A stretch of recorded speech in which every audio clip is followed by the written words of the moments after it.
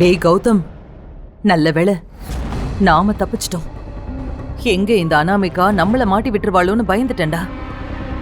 கடவுள் புண்ணியத்துல பாடா அப்படி எதுவும் நடக்கல. மா, அனாமிகா இப்படி ஜெயிலுக்கு போறத பார்த்தாலே ஒரு மாதிரி பயமா இருக்கு.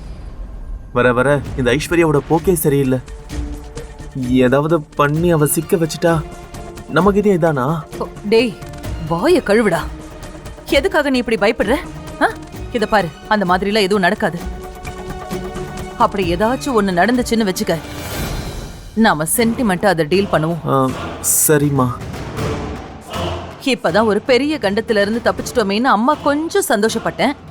அது பொறுக்காம உடனே அடுத்த கண்டத்தை காமிச்சு என்ன பயமுறுத்துறியடா. என்னடா இப்படி பண்ற? கொஞ்ச நேரம் பேசாம என் கூட வா. வா.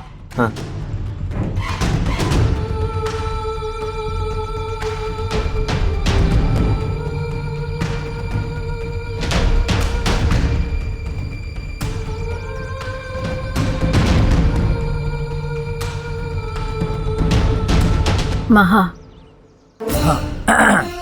பாத்தீங்களா? கூடிய சீக்கிரம் உங்களுக்கு இதான் கதி. உள்ள போக ரெடியா இருங்க. நாங்க ஏன் உள்ள போனோம்? நீதான் தோத்து சின்ன பண்ண மாதிரி உள்ள போற. அத நான் பார்க்க தான் போறேன். இங்க பாருங்க, அனாவசியமா பேசாதீங்க. நாங்க ஏற்கனவே கடுப்புல இருக்கோம்.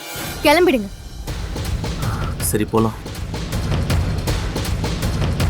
இவங்கெல்லாம் திருந்தவே மாட்டாங்க. ஏ மகா, இனிமே அந்த அனாமிகா நம்ம குடும்பத்துக்கு தொல்லை கொடுக்க மாட்டான்னு நினைக்கும் போது ரொம்ப சந்தோஷமா இருக்கு. ஆமாம்மா, அவளால இனிமே நம்ம குடும்பத்துல யாரையுமே தொல்லை பண்ண முடியாது.